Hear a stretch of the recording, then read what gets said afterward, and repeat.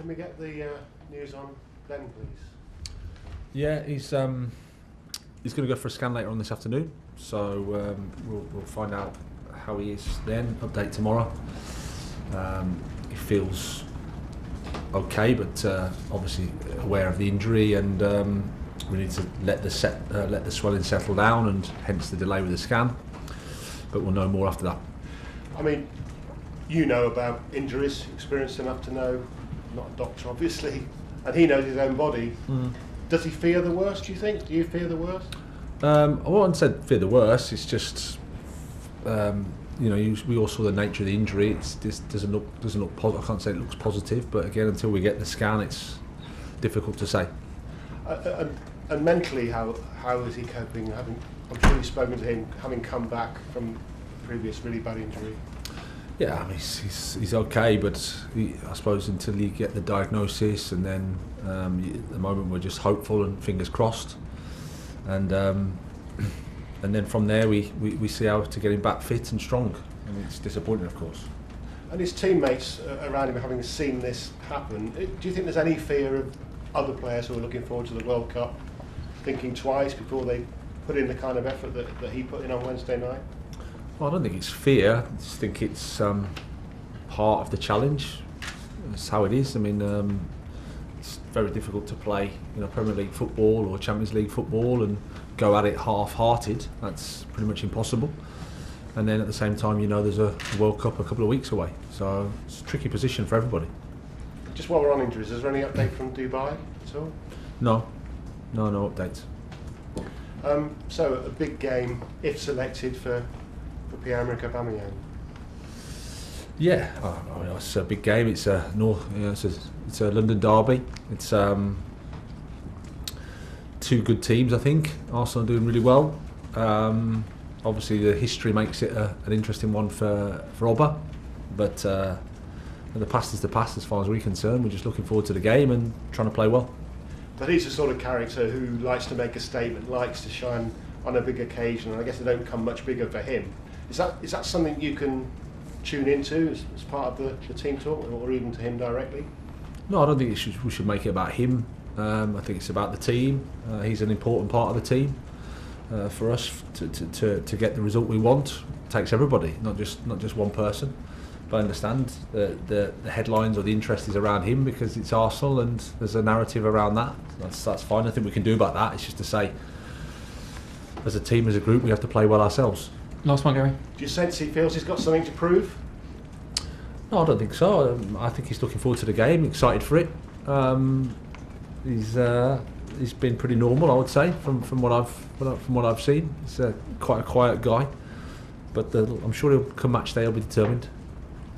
Thanks, Gary.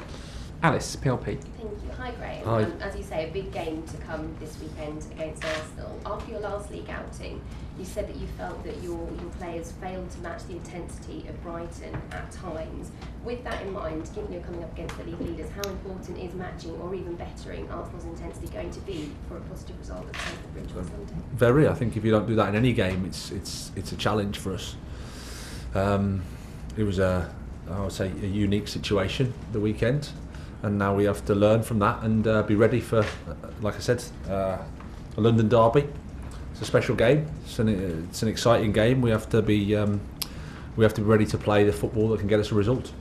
Yeah, we've been hearing plenty of talk about fairly congested fixture lists leading up to the World Cup. You yourselves played on Wednesday night, Arsenal in Europa League action on Thursday night.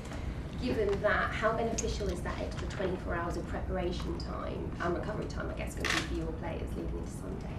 Yeah, the fact that we've all been playing so much, it's almost like rearranging the deck chairs on the Titanic to a certain extent. It's not that. I don't think it's that big a deal, but it's helpful in a way. It's an extra 24 hours. We take what we can at this part of the season.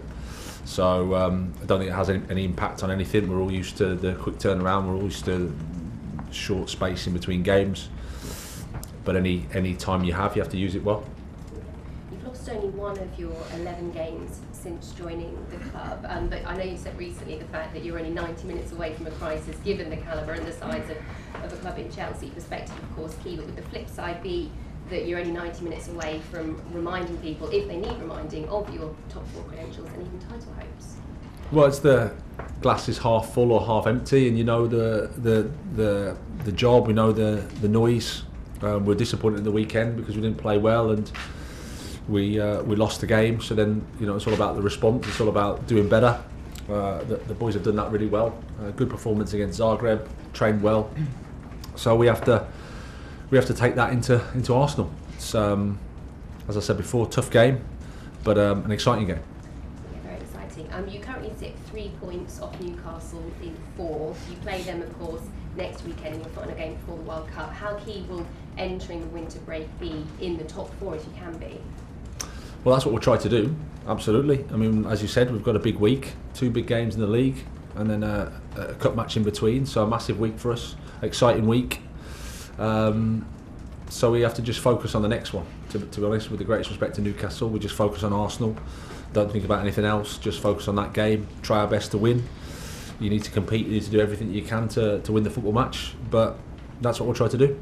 Last one, Alice, please. Yeah, finally from me then. You're almost 2 months into your role here at Chelsea. How do you assess the job you've done so far and how things are going?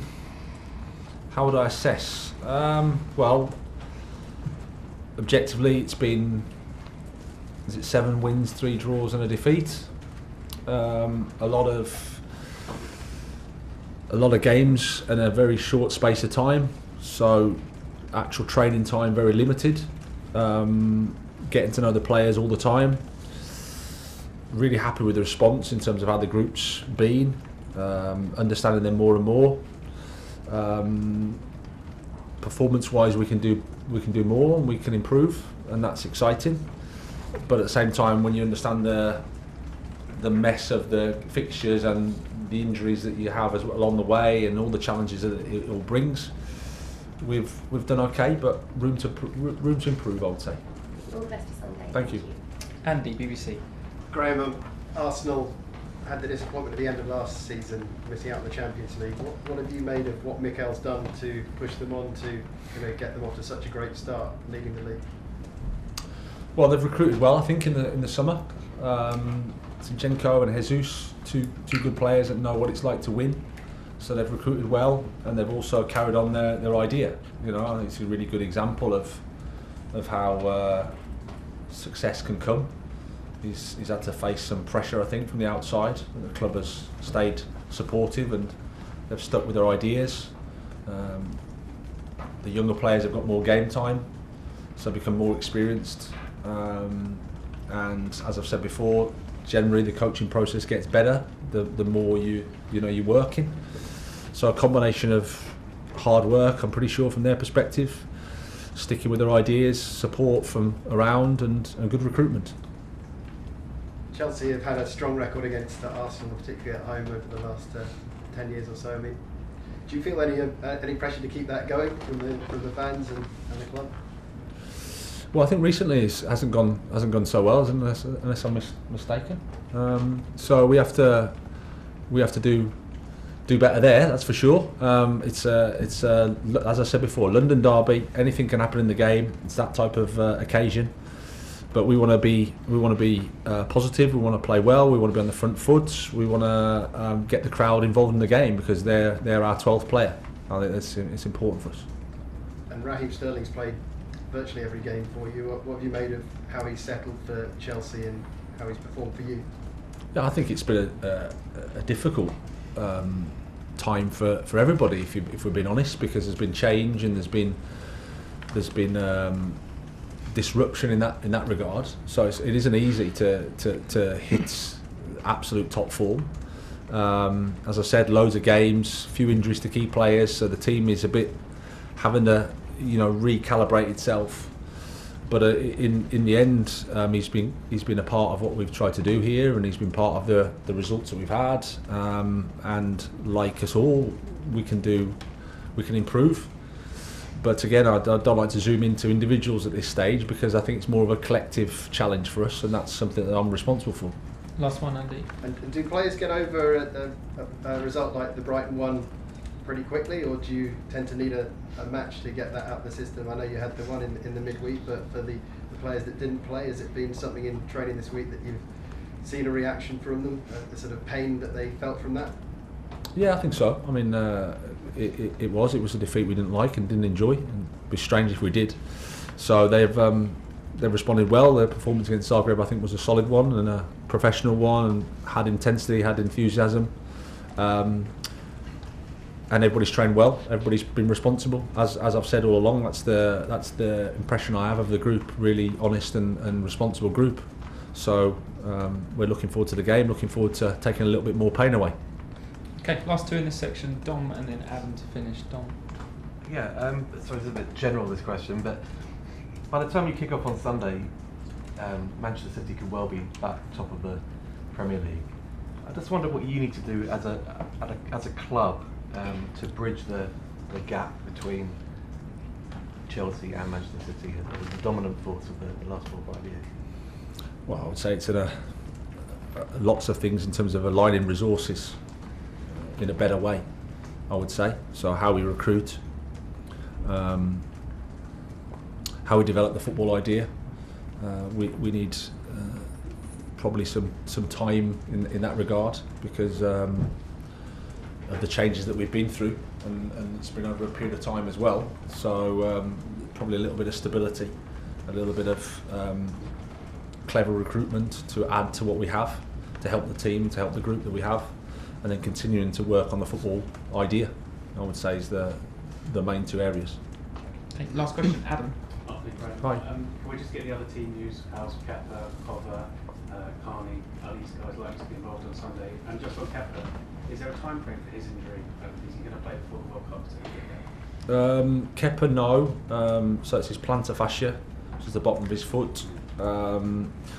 So no, I don't think he'll play before the World Cup. Kovacic trained today, so he'll be in contention.